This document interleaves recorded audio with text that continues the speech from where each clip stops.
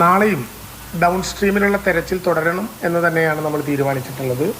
ഇന്നലെ ആലോചിച്ചതനുസരിച്ച് ഇന്നും നാളെയുമായി മലപ്പുറം ജില്ലയിലെ 4 കേന്ദ്രങ്ങളിലായി 2 ദിവസങ്ങളിൽ നടത്തേണ്ട ഒരു കൃത്യമായിട്ടുള്ള സെർച്ച് പ്ലാൻ നമ്മൾ തയ്യാറാക്കിയിട്ടുണ്ട്. അതനുസരിച്ച് മലപ്പുറത്തെ ഡൗൺ സ്ട്രീം ഏരിയയിൽ നല്ല കൃത്യതയോടുകൂടി ഓരോ ക്യാമ്പിലും ഉണ്ടാകേണ്ട ആളുകളുടെ എണ്ണം, NDRF എത്ര, പോലീസ് എത്ര, ഫയർഫോഴ്സ് എത്ര, സന്നദ്ധ പ്രവർത്തകർ എത്ര എന്ന നിലവാരത്തിൽ വളരെ ഡീറ്റെയിൽ ആയിട്ടുള്ള ഒരു പ്ലാൻ നമ്മൾ തയ്യാറാക്കിയിട്ടുണ്ട്. ആ പ്ലാൻ അനുസരിച്ചുകൊണ്ട് നമുക്ക് ആവശ്യമായിട്ടുള്ള തെരച്ചിൽ നടത്താൻ അവിടുത്തെ ജില്ലാ ഭരണകൂടത്തിൻ്റെ കൂടി നേതൃത്വത്തിൽ വളരെ കൃത്യമായിട്ടുള്ള തയ്യാറെടുപ്പുകൾ നടത്തി ആ വിധത്തിലുള്ള നടപടികളുമായിട്ട് മുന്നോട്ട് പോവുകയാണ്. ഉദാഹരണത്തിന് നമ്മളിപ്പോൾ മുണ്ടേരി ഫാം ഏരിയയിൽ നമ്മൾ തിരയാൻ വേണ്ടി തീരുമാനിച്ചതിൽ NDRF 10, fire and rescue 20, police 10, forest 20, അങ്ങനെ ഓരോന്നിലും അടുത്ത സെക്ടറായി നമ്മൾ തീരുമാനിച്ചിട്ടുള്ളത്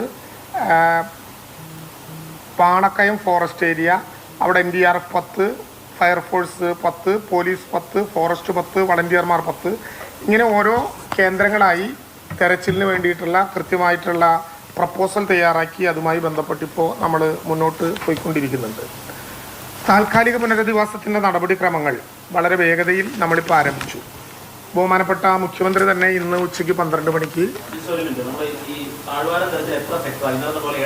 അല്ല നമ്മൾ ഇന്നലത്തെ പോലെ 7 തന്നെ. അതിൽ പക്ഷേ മലപ്പുറം ജില്ലയിൽ 4 സെക്ടറിനെ പ്രത്യേകമായിട്ട് ഇന്നും നാളെയും നടത്താൻ വേണ്ടി തീരുമാനിച്ചിട്ടുണ്ട്. ഇവിടുത്തെ ഭാഗങ്ങളിൽ ഇന്നത്തെ വൈകുന്നേരത്തെ യോഗത്തിൽ കൂടി നടന്നതിന് ശേഷം അതിൻ്റെ വൃത്തിയായിട്ടുള്ള പ്ലാൻ തീരുമാനിക്കും. എന്തായാലും നാളെയും തെരച്ചിൽ ഡൗൺ സ്ട്രീം ആയിരിക്കും പ്രധാനമായിട്ടും കേന്ദ്രീകരിക്കുന്ന സ്ഥലം. താൽക്കാലിക പുനരധിവാസത്തെക്കുറിച്ച് ശരിയല്ലാത്തതും എന്നാൽ സംശയം ജനിപ്പിക്കുന്നതുമായിട്ടുള്ള വിവിധ വാർത്തകൾ പല വിധത്തിൽ പ്രചരിപ്പിക്കപ്പെടുന്നുണ്ട് എന്നുള്ളത് ഒരു പ്രയാസകരമായ കാര്യമാണ്. അങ്ങനെ ഒരു ധാരണയും ഉണ്ടാകേണ്ടതില്ല. 14 ദിവസം ഇന്നേക്ക് പൂർത്തീകരിക്കുന്നതേ ഉള്ളൂ. 14 ദിവസം ഒരു വലിയ കാലമാണ് എന്ന് നമുക്ക് തോന്നുന്നുവെങ്കിലും ഈ ഒരു ദുരന്തത്തെ സംബന്ധിച്ചിടത്തോളം 14 ദിവസം നമുക്ക് അത്ര വലിയൊരു കാലമായി തോന്നാനാകില്ല. കാരണം ഈ താൽക്കാലിക പുനരധിവാസം കേവലം ആളുകൾ എവിടേക്കെങ്കിലും പറഞ്ഞയക്കുക എന്ന വിധത്തിലുള്ള ഒരു തയ്യാറെടുപ്പിലല്ല നടത്തുന്നത്. ശാസ്ത്രീയമായി അതിൽ പരിശോധന വേണം. ഉദാഹരണത്തിന് ഈ ക്യാമ്പിൽ തന്നെ നമ്മൾ 587 കുടുംബാംഗങ്ങൾ എന്ന് പറയുമ്പോൾ ആ കുടുംബങ്ങളിൽ ഒറ്റപ്പെട്ടു പോയവരുടെ കണക്ക് നമുക്ക് കിട്ടി. അത് 21 പേരാണ്. അത് 21 കുടുംബമായിട്ടായിരിക്കും ഇതിൽ കണ്ടിട്ടുണ്ടാവുക. 5 പുരുഷന്മാർ, 10 സ്ത്രീകൾ, 18 വയസ്സിന് താഴെയുള്ള 6 കുട്ടികൾ, 21 പേർ. ഇക്കാര്യത്തിൽ നമുക്കൊരു പ്രോട്ടോകോൾ തീരുമാനിക്കേണ്ടി വരും. എങ്ങനെ ഇവരെ പാർപ്പിക്കണം? ഇവരൊരു കുടുംബം എന്ന് കണ്ടാൽ ഇവർ ഓരോരുത്തരെയും ഓരോ വാടക വീടുകളിലേക്കായിട്ട് മാറ്റാൻ പറ്റുമോ? പറ്റില്ല എന്നുള്ളതാണ് പ്രശ്നം. കാരണം എല്ലാവരും നഷ്ടപ്പെട്ടവരാണ് 21 പേർ. അതിൽ 6 പേർ 18 വയസ്സിൽ താഴെയുള്ളവരാണ്. ഇനി രണ്ടാമത്തെ പ്രശ്നം, ഓരോ കുടുംബങ്ങളിലും ബാക്കിയുള്ള എത്ര പേരുണ്ട്? 2 പേരുണ്ട്, 3 പേരുണ്ട്, 5 പേരുണ്ട്. അവർക്ക് വാടക വീടുകളിലേക്ക് പോകാൻ പറ്റുമോ? അതോ അവർക്ക് ബന്ധുവീടുകളിൽ പോകലാണോ പ്രധാനപ്പെട്ട കാര്യം? ബന്ധുവീടുകളിൽ പോകുമ്പോൾ ഈ വാടകയുമായി ബന്ധപ്പെട്ട കാര്യങ്ങൾ അതുപോലെ കമ്മ്യൂണിക്കേറ്റ് ചെയ്യണോ? ഇതെല്ലാം ഉൾപ്പെടുന്ന ഒരു റെൻ്റൽ പോളിസി ഇന്ന് തയ്യാറായിട്ടുണ്ട്. ഇന്ന് വൈകുന്നേരം മുഖ്യമന്ത്രി തന്നെ അക്കാര്യത്തിൽ ഒരു തീരുമാനമെടുത്ത് ഔപചാരികമായി നമ്മളത് പ്രഖ്യാപിക്കും. ആ റെൻ്റൽ പോളിസി കൂടി വന്നു കഴിഞ്ഞാൽ നമുക്ക് തദ്ദേശ സ്വയംഭരണ സ്ഥാപനങ്ങളുടെയും MLA ഉൾപ്പെടെയുള്ള ജനപ്രതിനിധികളെയും എല്ലാം കൂട്ടായി ആലോചിച്ച് മന്ത്രിതല ഉപസമിതിയും ഉദ്യോഗസ്ഥന്മാരും ചേർന്ന് അതിൻ്റെ ഒരു പൊതുപരിപാടി തയ്യാറാക്കി വരും.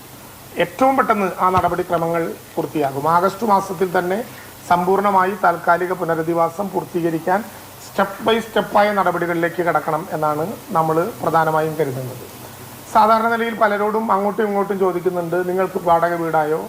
നിങ്ങളിനി വാടക വീട് കണ്ടുപിടിക്കാനുള്ള പ്രയാസമുണ്ടോ? നിങ്ങൾ ഇവിടെ തന്നെ കൂടാനാണോ ഉദ്ദേശിക്കുന്നത്? അവരോടൊക്കെ ഈ പാവങ്ങൾ പറയുകയാണ്, നമുക്ക് വാടക വീട് അന്വേഷിച്ചിട്ട് കണ്ടെത്താൻ പറ്റിയില്ല, വാടക വീടിന് വലിയ വാടക കൊടുക്കുന്നു. ഒരു പേടിയും അക്കാര്യത്തിൽ അവിടെ താൽക്കാലികമായി താമസിക്കുന്ന എഫക്റ്റഡായ ആളുകൾക്ക് വേണ്ട. വാടക കൊടുക്കാനുള്ള സംവിധാനം സർക്കാർ ഉണ്ടാക്കും. ആ വാടക കൊടുക്കാനുള്ള സംവിധാനത്തിൻ്റെ അടിസ്ഥാനത്തിൽ വാടക വീടുകൾ കണ്ടെത്തും. നിങ്ങൾ കണ്ടെത്തിയ വാടക വീടുകളുണ്ടെങ്കിൽ അതിന് നമ്മൾ നിശ്ചയിക്കുന്ന വാടക അവർക്ക് കൊടുക്കുന്നതിൽ വിരോധമില്ല.